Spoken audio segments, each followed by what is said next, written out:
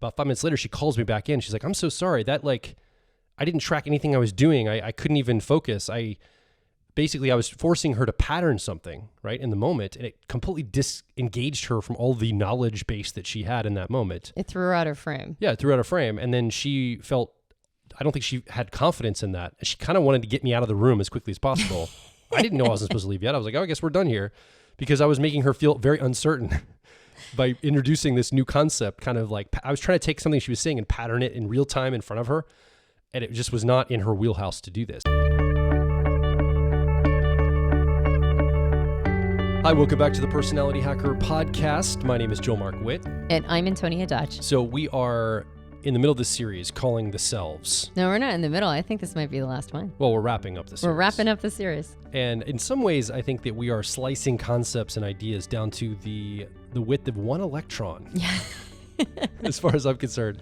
Like, we're really getting into some specific clean slicing. I think it's valuable. I think we're basically understanding self-trust, self-awareness, self-esteem.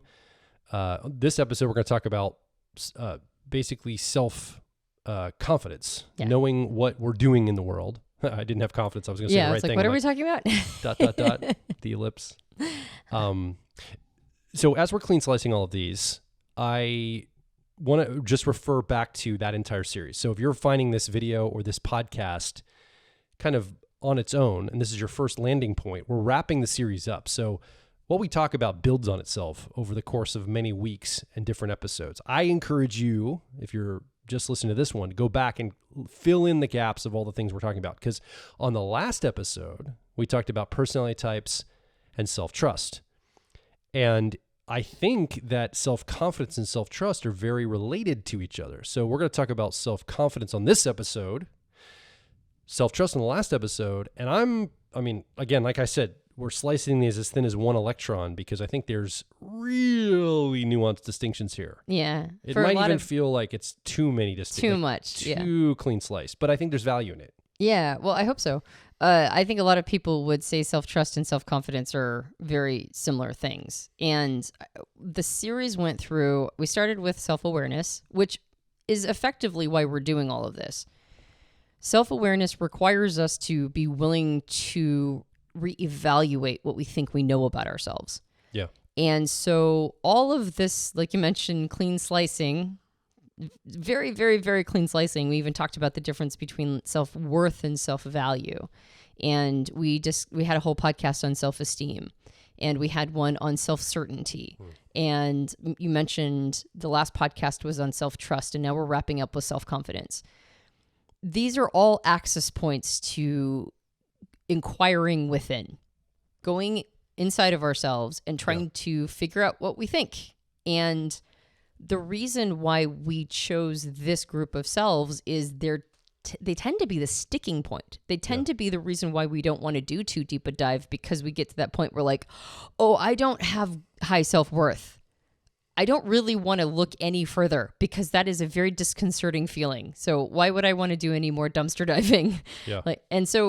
Well, how are you defining self-worth? Maybe it's not that bad a Babadook, right? Maybe it's not that big scary thing. Maybe it's just you need to get a better relationship with it and understand how you experience this, and maybe it's okay, and maybe you can go further. Yeah. Same thing with value. And we talked about certainty, self-certainty, and what we're uncertain about, so that when we experience that feeling of uncertainty, we don't immediately put it down to something's terribly, terribly wrong. No, we all feel a sense of uncertainty about different things, and you just kind of have to hang there. Yeah. And so from a principled place, how I look at this for somebody watching or listening, the best way to utilize what we've been talking about in this series and even in this episode is to apply it to the self. You know, a lot of people talk about personality types, especially in our Briggs system, in topical or type-based levels. So they go, the 16 types, how they'll do underwater basket weaving, and they walk through how each type will do some activity or think about something. And we talk about that often, but one of the things we like to focus on is the principles. And we spent, almost a decade now going through the cognitive functions and how you are wired as your personality type. And we're going to continue to address those issues, talking about each specific type, how they're wired. These selves are almost adjacent to that, though. And I almost imagine, if I'm listening along or watching, I'm almost imagining there's like a metaphor of almost an owner's manual I'm creating for my life, that I'm capturing not only how my personality type is wired, but these adjacent topics that really give me a glimpse into myself. So now I've got an understanding of, okay, I understand where my self-trust lies. I understand where my self-confidence lies. I understand where all these things happen. And I think we want to encourage you to reflect on your own personality, your own self. How do you show up with these elements? Yeah. How does this influence your experience in life? Because you have a really good starting point. Now we have a basis for you to take action and go create the life you want. Yeah, I think there's value in understanding a concept through the lens of the 16 types. We tend to usually go through cognitive functions, which are the mental processes that support the concept of these types. But I think when it comes to something like this, we're definitely using type as an access point. And I think I've mentioned this in a couple of the podcasts in this series, that this is more like an on-ramp into self-inquiry. It's not meant to be a fleshing out of type theory more. Yeah. Nothing we've said is type canon. I mentioned a certainty model that I think works really well with understanding our relationship to our functions, but I'm the only one who said who is saying that. It's not like type canon anywhere. And this has been my experience, that if I understand my relationship to each of these functions in this concept of certainty and uncertainty, it explains a lot. And I can understand myself a little bit more and maybe get an answer for why I behave so bafflingly in certain contexts of my life. Yeah. So when we dive into this final one, I think what we're trying to do is make a note that this is really less about you understanding type theory more and more about understanding yourself. And Joel, you even mentioned the last podcast about self-trust. Like, I forgot to tell people to go consult the car model. So if you're new to type, this is your dialogue. Oh yeah. So if you're like, what the heck are you guys talking about? The cognitive functions, maybe you're either new to type or you have a relationship to the 4-letter code that you come with, like I have ENFP preferences. Well, that ENFP points to the cognitive functions I use to learn information and make decisions. And so if you just go over to personalityhacker.com/car model, that's a great reference to get started in understanding how that 4-letter code shows you your cognitive functions. That's what they're technically called. And they're unique to you. And it informs how you do everything, really. Yeah. And I think the reason why we didn't mention it in the last podcast is because self-trust is it's such a human experience. We weaved functions and type a little bit into it, but we really talked about it more on a principle level. This week, we're going to talk about self-confidence. And I do actually want to go back to the model and talk about self-confidence. Maybe this is interestingly through the lens of the perceiving functions, the sensing and intuitive functions. Through most of this, we have hit the judging or decision-making functions more.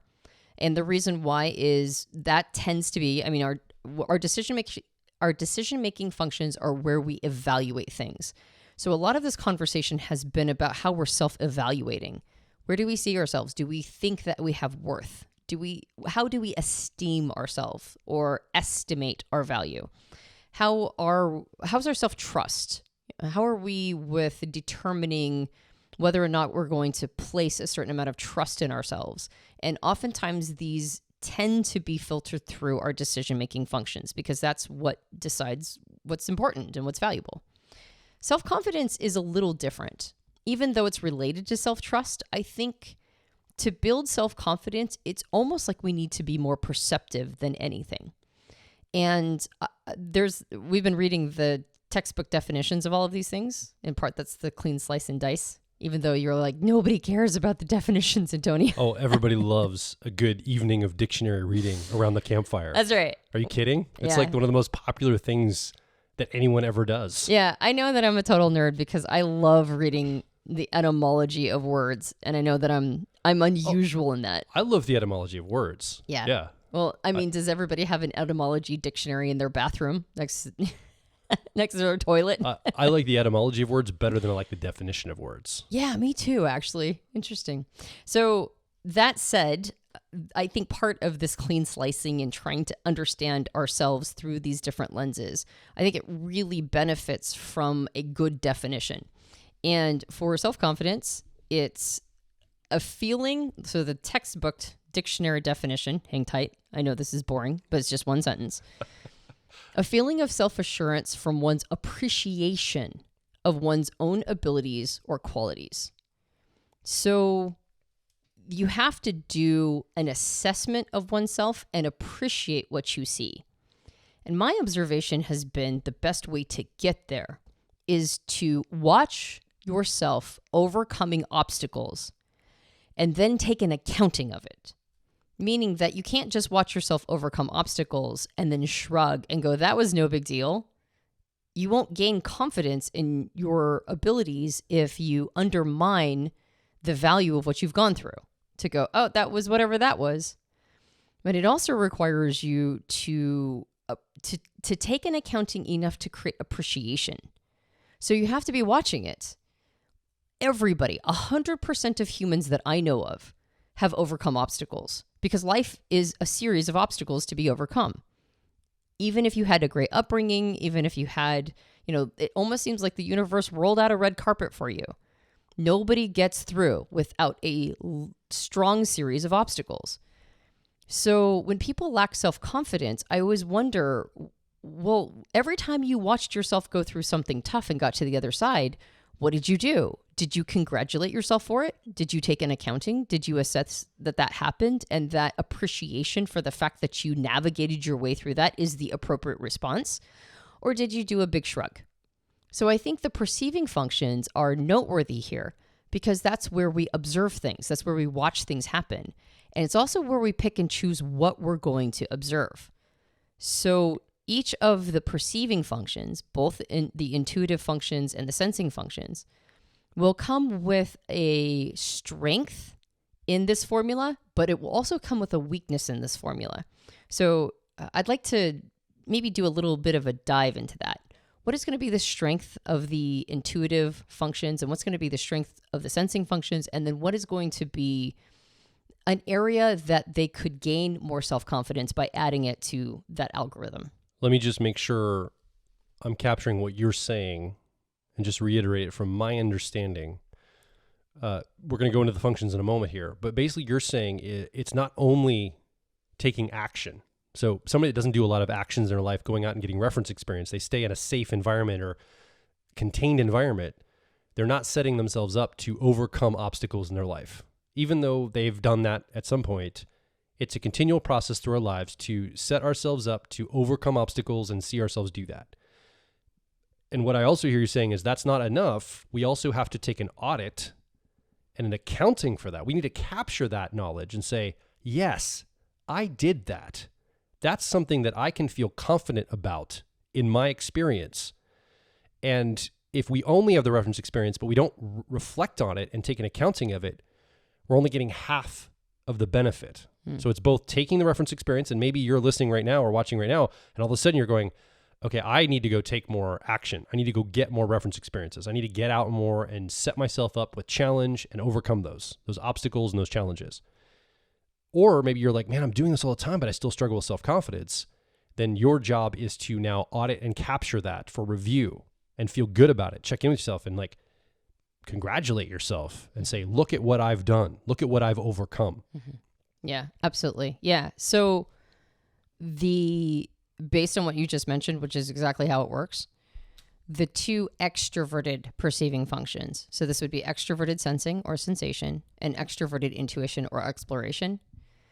Their strength is that they tend to go do hard things. This is the perceiving function used by all perceivers in the Myers-Briggs system. So Right. if you have a P at the end of your four-letter code, you're going to use one of these two. That's right. And it usually is not based on wanting to challenge oneself. It's usually based on curiosity and precociousness. They will find themselves in all sorts of situations just because they were curious about what would happen if they did. And so the lack is not usually overcoming obstacles because obstacles are usually in the way of something fun or interesting. So anybody who uses that as a strength is going to have a bias towards action.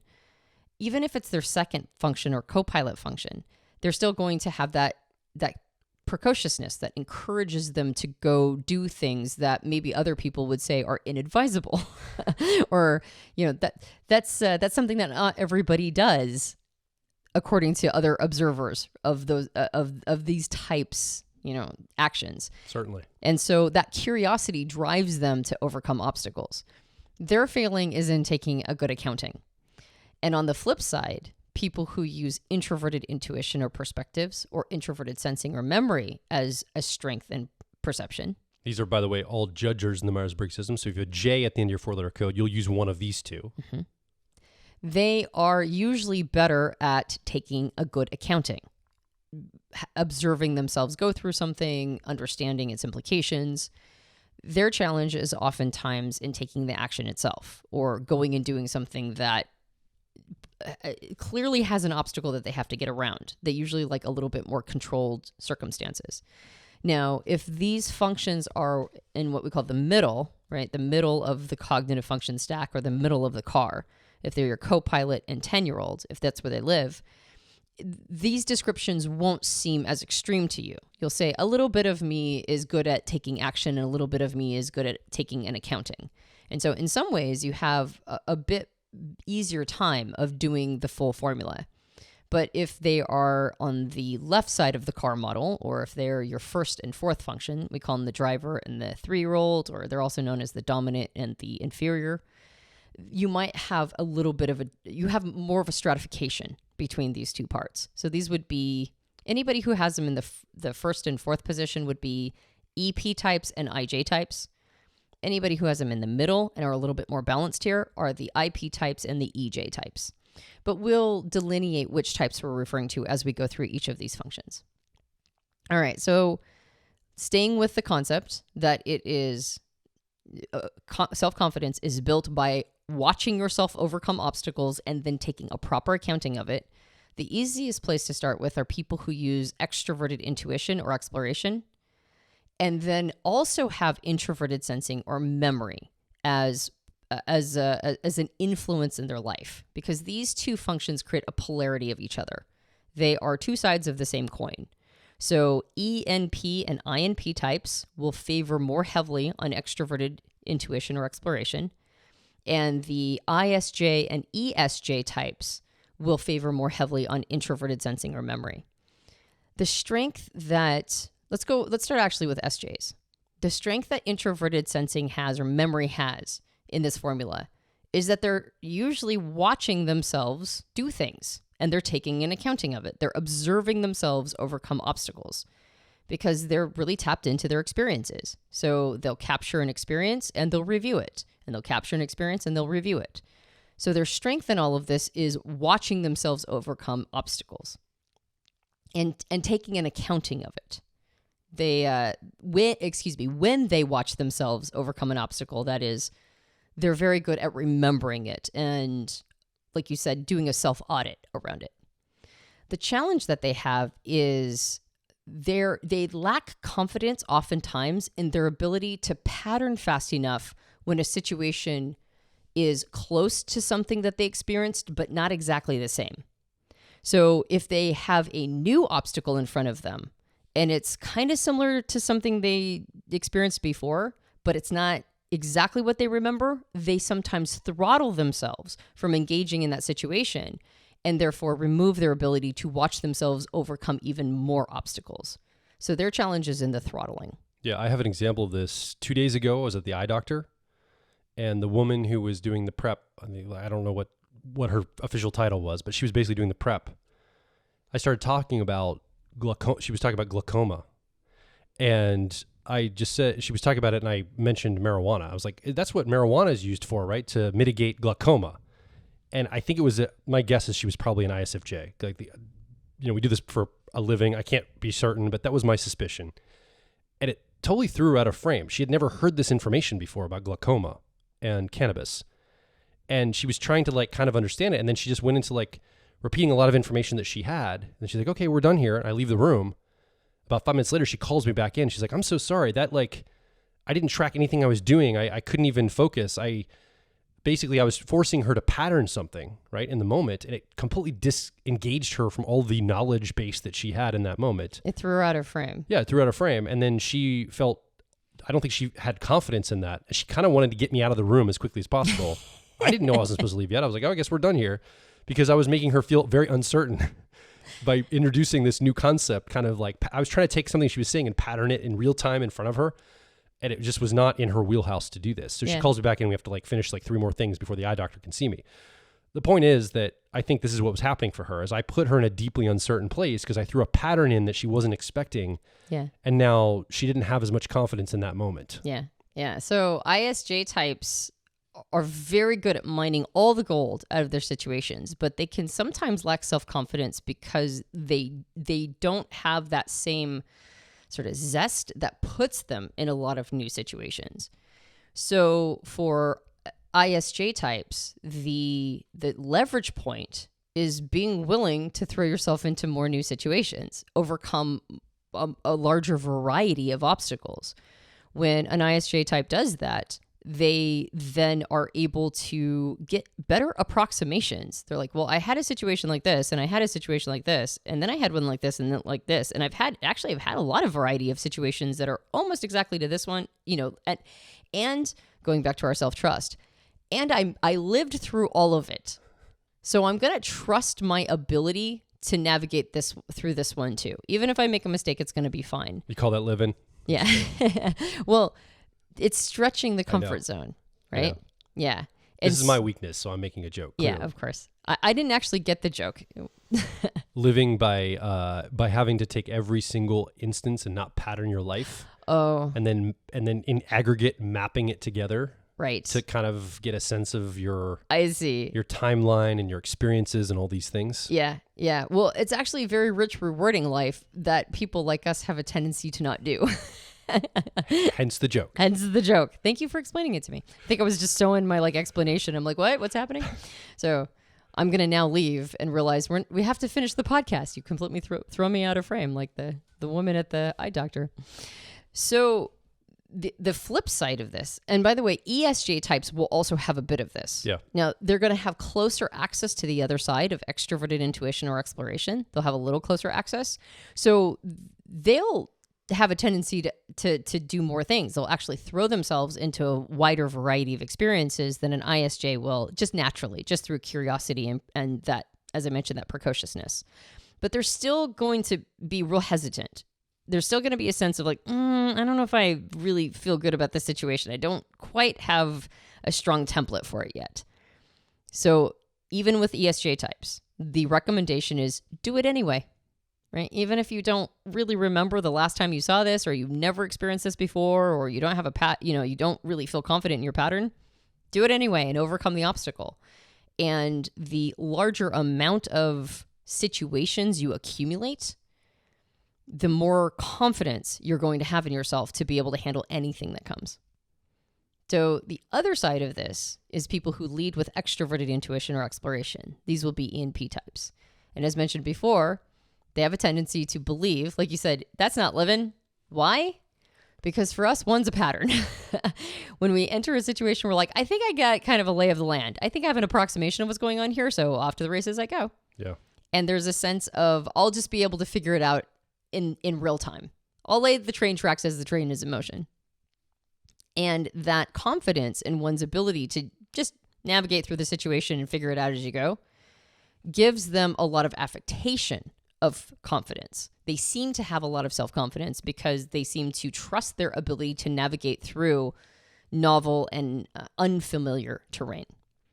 The challenge is that when they hit a lack of confidence, or when they hit something that they're hesitant about, they don't remember all the other times that they experienced it. They really struggle, and by they, I mean us, me, really struggle with remembering, where have I seen this before? When did I do this? And sometimes self-confidence can just in general be eroded, not even for specific situations, but just an overall sense of self-confidence can be eroded through just simply not remembering everything you've been through. Every once in a while, an ENP will go, I guess I've been through a lot, haven't I? You just don't stop long enough to take that accounting and register its meaning and what that meant for you as a person, what that says about you as a person. It's hard to check in and mine that data out. And so for ENP types, and by the way, INPs are going to be a little less precocious. They're going to have more of that curiosity, but a little less. and they're going to identify a little more with the idea of taking an accounting because they're more balanced in this way. I was just going to say, but the leverage point for ENP types, after I diverted to say INPs are going to have a little less of this, the leverage point for ENP types is to sit down and take an accounting. Yeah. Write out your timeline, maybe journal about it. What are all the hard things I've been through? What are all the moments when something huge got in my way and I just navigated around it? And then sit with that and really, as mentioned, determine what that means for you as an individual. What does that say about you after you create this timeline? I realize I'm breaking data rapport with you like crazy. Okay. Right? We teach in our profile training course not just about energetic rapport or vibe rapport. It's also informational. Right. And for some reason, I must be in a very break rapport with you mood tonight, like informationally. Don't know why. Long story short, I also have noticed that ENPs and INPs, there is an accounting. It's just not a reliable accounting as well. Like in my own life, like I remember key things. I just don't remember all the things. And sometimes I take the wrong lessons from those, right?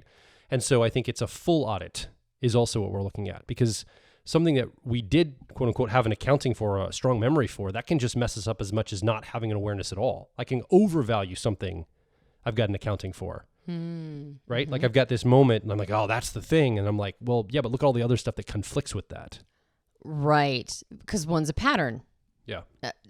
Completely ignoring all the other times we had an opposite experience. That one time, somehow that one left an imprint, right? We've got a scar from it, or it was a big deal.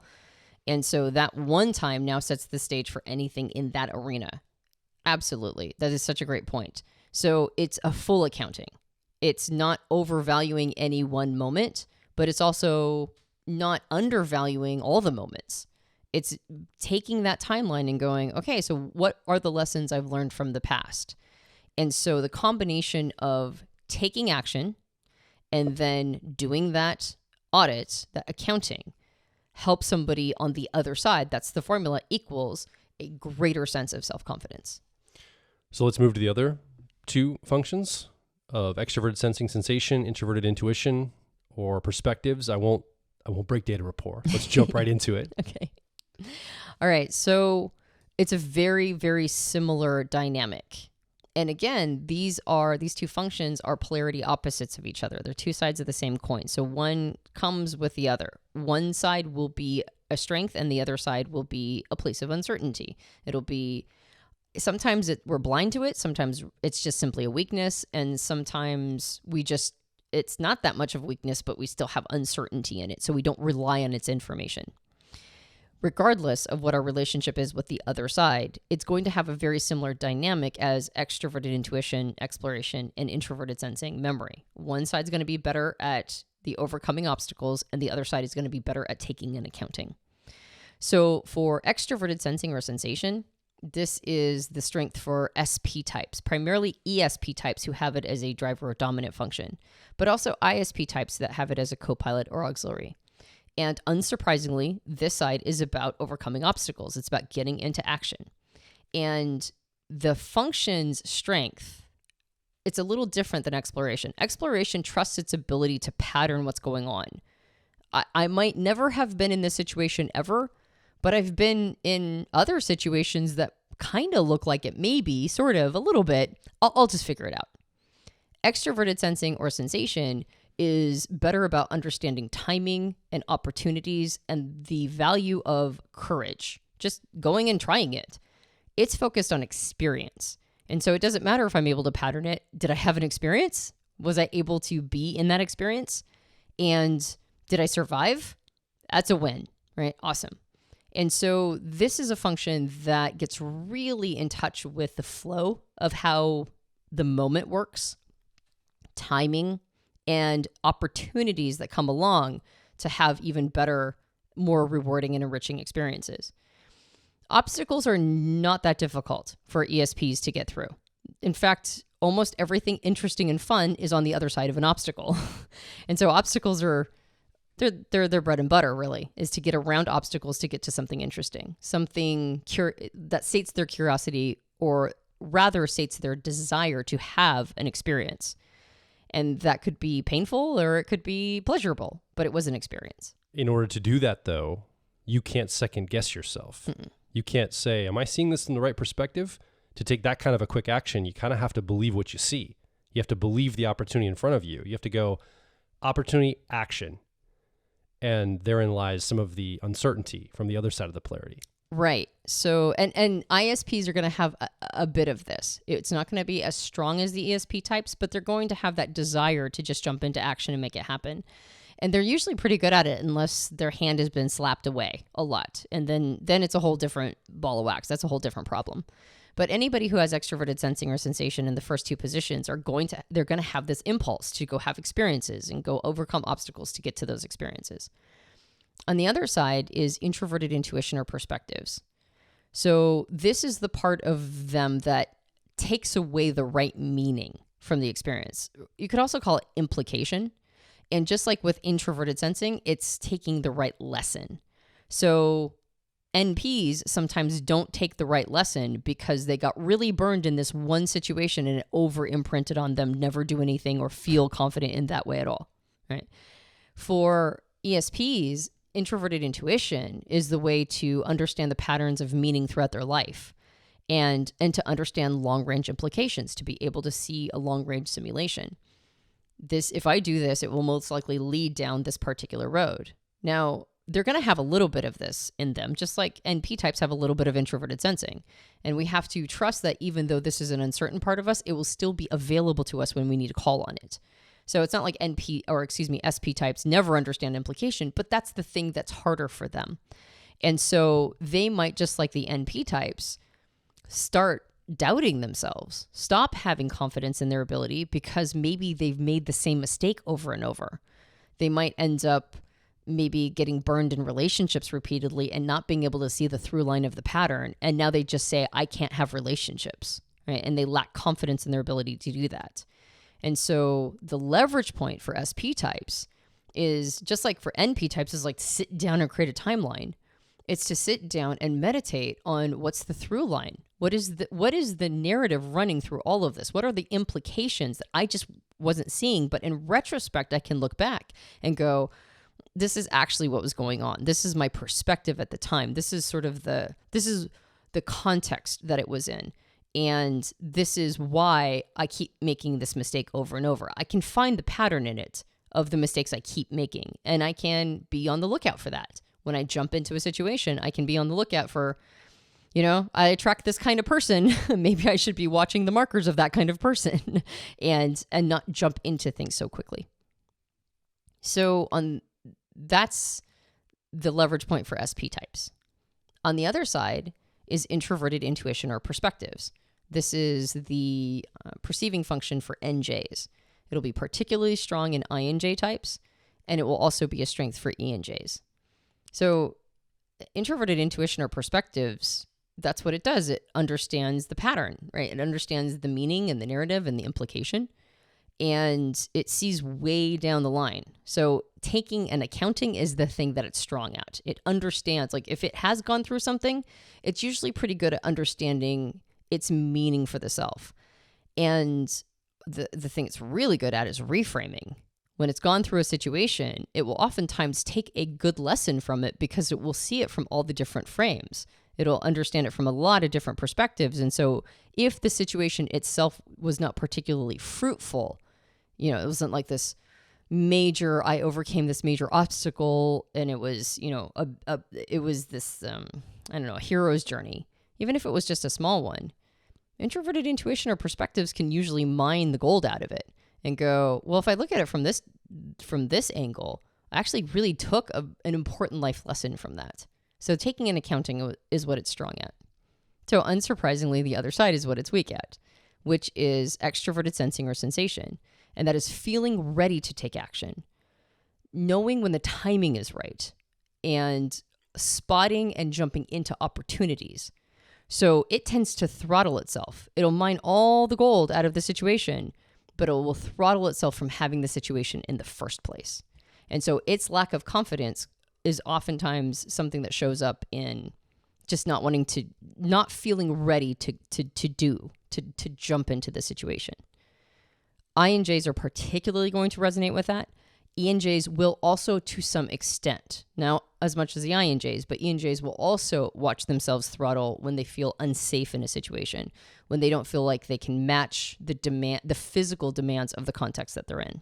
Well, I think ENJs are going to probably struggle not necessarily with taking action, but taking actions outside of things they've constructed kind of a control for.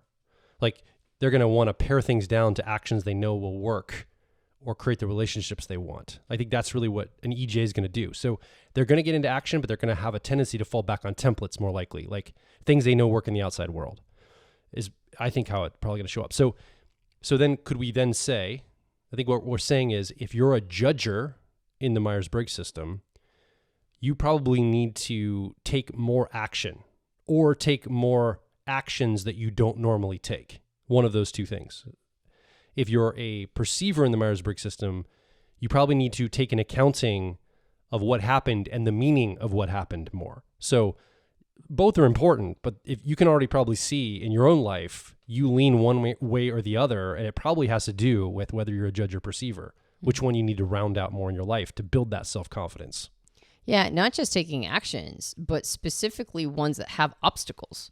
Of course. Challenge, yes. Yeah, challenge. Yeah. Exactly. Well, and that's what I think, like with the EJs I was talking about, like I could just see an intj, for example, saying, I'm not going to pick something that I can't win at. Right. I'm going to always take an action that I know I'm going to put in the category of winning.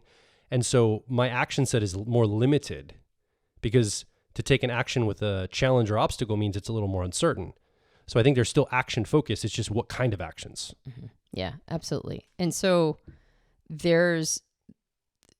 it is hard to do. To build self-confidence, the reason why people oftentimes lack it is it requires something of us on one side that we're good at, and then the other side that we have a weakness at. Yeah. And so nobody just gets to have self-confidence. Now, some types have more of an affectation of it. Extrovert types have a tendency to appear more self-confident in the outside world. We call that swagger. Yeah. Right? You got some swagger. That's right. You're walking through the world with. Yeah. Now, not all extroverts. I mean, there's no rules here. There's just trends. So this is not a rule, but extroverts have a tendency to have the affectation of confidence, and they do tend to have confidence in the outside world a little bit more. And introverts will observe that and believe that that goes all the way through to the core. The thing about introverts, though, is that they tend to know what they're good at. They tend to be better at determining the things that they feel confident around. Whereas extroverts, and I know that we're talking about it in terms of perceivers and judgers, but there's a trend that extroverts don't always take that full accounting. And so they can really even though they show up and go, well, I'll just figure it out. Anytime they're in a situation where they're once bitten, twice shy, or something doesn't work out and they start to feel like, oh, just moving and being in action is not saving me here. Their challenge is doing the inner work they need to do oftentimes. So obviously EPs, the ones that lead with extroverted sensing or sensation or extroverted intuition or exploration, they're going to be the most likely to just get into a situation that has an obstacle and just tell themselves they can figure it out.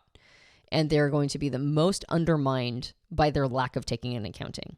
And IJ types that lead with introverted sensing memory or introverted intuition perspectives are going to have the reverse problem. And then the other types are going to fall somewhere in between, depending upon the work they've done with their co-pilot function, their relationship with their 10-year-old or tertiary. That's going to very much influence all of this. But I do want to make one more note about all of this before we conclude the podcast. Because I mean, unless you had a lot more angles to hit. Oh, I've got like 6 more hours to go, technically.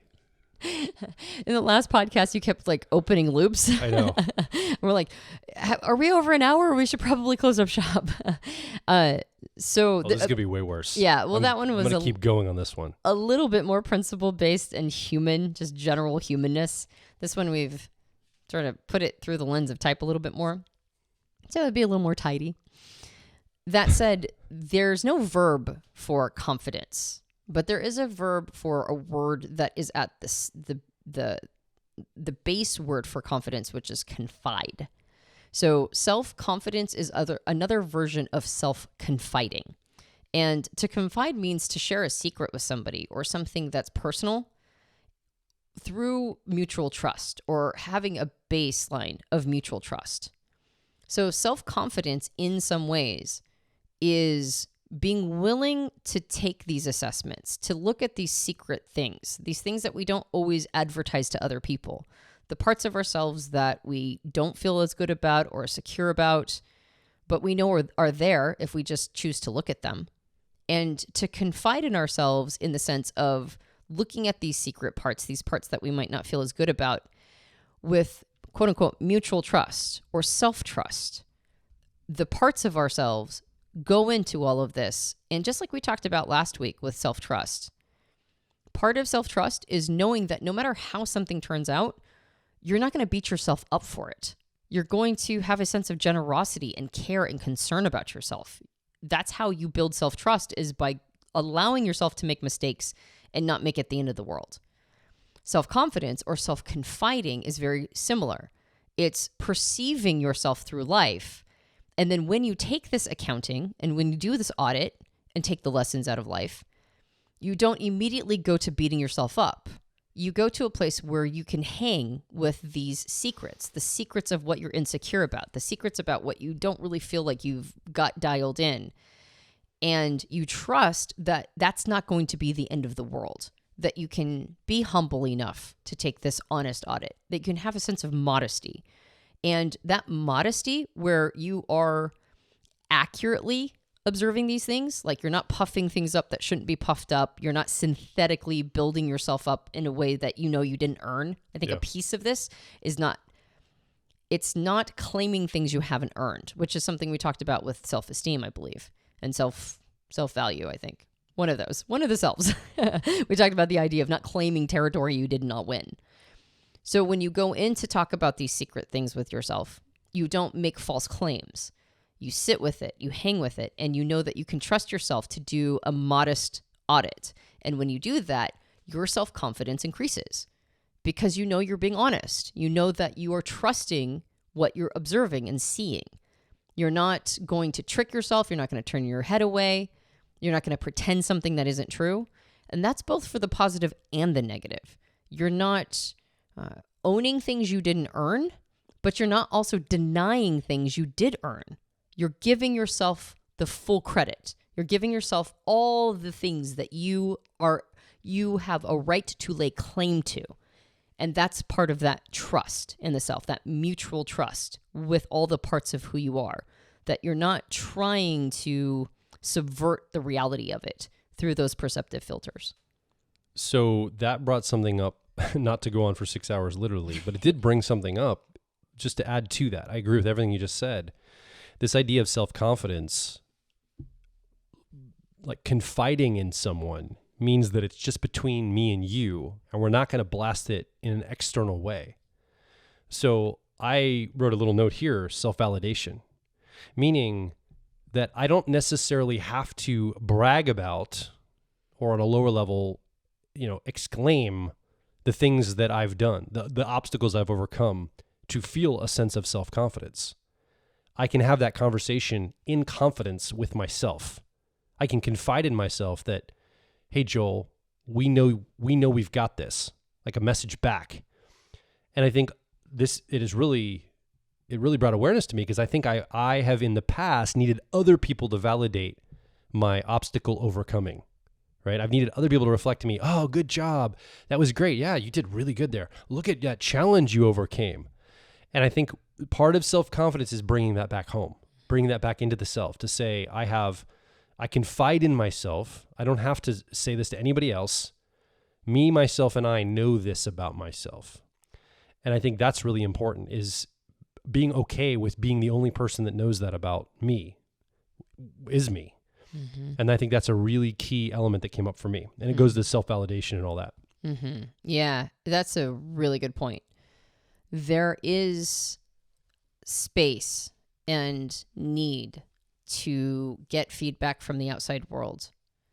And so it's not that one has to be exclusively self-validating. We're social creatures. Jonathan Haidt says we're 90% ape and 10% bee. Yeah. And so there is a part of this that is intrinsically linked with everybody else and does need positive feedback to some extent. But we're not talking about that in this series. We're talking about our relationship to ourselves. And so I think what you just mentioned is incredibly important. The ability to self-validate, the ability to not require input from other people to rest into one's own confidence. It is one of the gifts of self-confidence. It really is. It's a byproduct of being able to build this up, is you let go of the need for everybody else to give you kudos. And you also, on the flip side of that, self-validating is like, look at how great I've been doing things. You also mitigate self-flagellation or public flagellation, which is, look at how terrible I am and what a martyr. I mean, I don't think anybody says what a martyr I am, but that's basically what they're doing, is they're very loudly talking about all their faults. We talked about in a previous episode on the selves, it's like a false front of humility. And that's also in some ways trying to gain other people's attention and approval or validation in some ways. And it's a sign of a lack of self-confidence, because that's what you should be confiding in yourself as well. Yeah. And trusted confidants. You talk about your problems with the people in your life who care about you and support you, and you have that reciprocal relationship with them. They tell you their problems and you support them, and they confide in you. But you don't blast it out to everybody else. You don't brag about everything, and you also don't, what is it, the gnashing of teeth and the wailing. You also don't do that with everybody. And I think that a person who has built self-confidence, you won't see them doing either of those things. And that routes back to the cultural norm at the time of this recording, which is to articulate and lament all of my struggles, inner and outer struggles, to the world. Like I think the cultural expectation is that we're going to tweet about it. We're going to put on to social media. We're going to record videos about all of our struggles. And it kind of, in a way, betrays self-confidence. And no wonder so many people struggle with it, because we're blasting it out to everybody and saying, look, I've got all these mental health issues. I got all these emotional issues. I've got all these things that I'm struggling through. And now we're like, well, man, I can't, like, if I did that and have a conversation with myself, Joel, I can't trust you. Just like, let's stop dealing with this, because you're blasting it to everybody and you're just spilling all your energy outward. It's bringing, again, that back home a little bit. Now, again, it's not to ask for help, but really is a crowd on YouTube or Twitter going to actually be your therapist or help you with anything or achieve confidence? Or is that an attention-getting cultural norm that we've established as our society that we keep doing, which is just eroding our sense of self? It's eroding our self-validation. It's eroding our self-confidence ultimately. Yeah. And that's really sad, because I think we've got to bring that, the confiding into ourselves. Don't just confide into things indiscriminately. So discrimination is important here, I guess is what I'm trying to say. Yeah. People don't like the word discrimination. I would use discretion. Discretion. Yeah. Discrimination. Yeah. I mean, it is discrimination. It's discriminating against information that should or should not be shared. Yeah. I didn't mean it in like a against people way. I meant it in like the right. use of the word, like being discriminate. Yeah, exactly. To what I take in or not. Exactly. But I can appreciate why you would say that. Just so that anybody who's like only heard it in one context understands that, no, you can use it in another context. Yeah, I think people have done that for two reasons. I think that everybody is seeking authenticity to counterbalance what we talked about before, which is this, I call it like sort of the Instagram world or the Instagram way of living, which is look at how pristine and perfect my life is in every possible way. And I think people are looking for expressions of authenticity, which will include all the baggage and all the nasty stuff too. And so there's a part of sharing one's challenges and problems in order to be transparent that my life isn't, it's relatable. It's got the challenges in there too. And I think the second reason why people do that is because they're looking for other people who also experience those same challenges. So they're looking for people to feel a sense of resonance. Am I the only one experiencing this? And I think the reason why it became not just like an experience people have, but a phenomena and got put into the zeitgeist is people liked it being modeled. And it's actually, once you get going, it's a very easy thing to do. Well, it's a well of content. I mean, how many insecurities do we have versus like things we feel good about? We have like 10x the number. Yep. Yeah. And so I would agree with you. I understand its roots and why people do it and where it started. And it's been well modeled. So the next level of this is to be transparent with one's challenges and then also provide one's solution for it. So if a person is, particularly if they're in any position of influence, now if they're just, they're just trash tweeting or whatever, just making trash posts wherever, whatever is the social media thing, that's fine. And most people don't stick around for that. Most people don't just want everybody's problems dumped on them. If a person is in a position of influence, though, and sharing something, I do think it's nice to share to be transparent with one's challenges, especially if the other people look up to them. And I think it's not always fair to just leave everybody hanging. Like, here are all the terrible things going on in my life. Done. It's like, okay, well, are you doing something to move through them? Or like, is there a solution here? Or, and so I do think it, like you said, the word discretion needs to be shown. There is a place, there is a time, there is an understandable need and desire. And also when it becomes a phenomena or a generalized way of interacting, you can see why it feels good initially, but like you said, it's eroding people's self-confidence over time. Yeah, and I think that's what, basically I'm just saying, if you are a person watching or listening that struggles with self-confidence, just check how much you're spilling everything out to the outer world. I'm not necessarily saying we shouldn't do that. All I said was it's a cultural norm, kind of an expectation. I've noticed, maybe I'm wrong, but that's what I've noticed anecdotally. And I think it's an access point for self-confidence. It's a lever you can look at in your life, and you can determine for yourself how much it's eroding your sense of self, how much it's eroding your self-confidence. Yeah, good litmus test. If you're a person who's filled with self-confidence, you're probably not doing this in a bad way. And if you're a person really lacking self-confidence, maybe it's one of the things you'll want to check in with. I think that's great. And I also want to, as we wrap this up, because I'm feeling complete. I think we talked about self-confidence. Okay. I just want to make a marker of it. Last episode, we talked about markers of self-trust. And I think there is one very definitive marker of self-confidence, and it goes back to the original formula. And that is, it's the ability to learn from your experiences, both good and bad, both the successes and the failures. Can you learn from your experiences? And if you can learn from your experiences, it means that you had the experience in the first place, and you went out and overcame obstacles and did all the things you were supposed to do by being brave and showing courage and meeting the world where it was at and getting to the other side of whatever it threw at you. And then you were able to learn from it because you took an accounting. You considered what the experience actually was and its meaning and its implication, and you mined the patterns out of it. You mined the gold.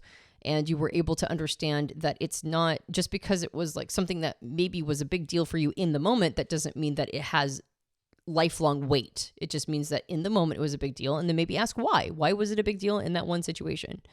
So getting good at having the experiences and then getting good at taking an accounting on the other side lives heightened and far more fleshed out self-confidence. So how good are you, as you're listening or watching, at taking action, getting that reference experience, setting up challenge for yourself, overcoming it? And how good are you at capturing those moments for review and finding the meaning or the tracking of it, tracking it over time? Which one do you lean more toward? Are you more of an action taker, but you're not tracking things and looking at the meaning? Or are you more about tracking and meaning and maybe action or external things are a little bit more challenging for you? We want to hear from you. You haven't been able to talk on this episode. There's not a third microphone, but basically you can come over and make a comment, ask a question, share your story about what's coming up. What are your experiences around self-confidence? Have you found yourself building self-confidence over time? Has it been eroded by certain actions, by certain things that happen in your life? And again, I think we're really looking at trying to flesh out a sense of where you're starting. Almost imagine a map of your life, and we're focusing on the you are here dot. What is your experience? what owner's manual are you going to carry through your life? How are you going to approach the things that you're going to go do in life based on how you show up? And that includes your cognitive wiring, your personality type, but also these aspects of self that are a little adjacent to that. We want to capture those as well and weave them into your learning about who you truly are. So come over and make your voice heard. Mm-hmm. I've really enjoyed doing this series. I don't know if other people enjoyed it, but I loved being Absolutely they have. To deep dive. I have confidence in this, that everybody has loved it. It's been fantastic. Yes, it's very popular. It's sweeping the nation. But I've loved being able to do a deeper dive into all of this. And my hope is that it really did give people an access point into greater self-awareness. At the end of the day, there is so much content that lives inside of us that is fascinating. And we're going to be the most interested in ourselves because that's how it works, right? That's how the ego works. And there is so much to love and appreciate about ourselves that we overlook. We get a lot of messaging from the outside world that we have to be just so in order to earn a positive feeling about ourselves. And my hope is that through the series, people were able to get inside, inquire inside of themselves in a way that shut out some of that noise, some of those shoulds from the outside world, some of the feedback, some of the outer world's expectations, and go, what do I think of me? What do I think of me? And not colored or biased or, just constant, reviewing all this negativity or the things that we should be feeling about ourselves, but going like, well, if I don't think well of myself, can I reevaluate what it means to think well of yourself? Like, can I reevaluate my metrics? Can I reevaluate my worth and value? Can I reevaluate my sense of confidence and self-trust? Like, am I really actually doing that bad? And I really hope people have gotten to a place where they have, you as the listener have been able to see this through a lens where going inside is a pleasure. Doing that self-inquiry is a pleasure for you. There's always work to be done, but there's so much beauty inside. There's so much to explore. It's such a rewarding experience.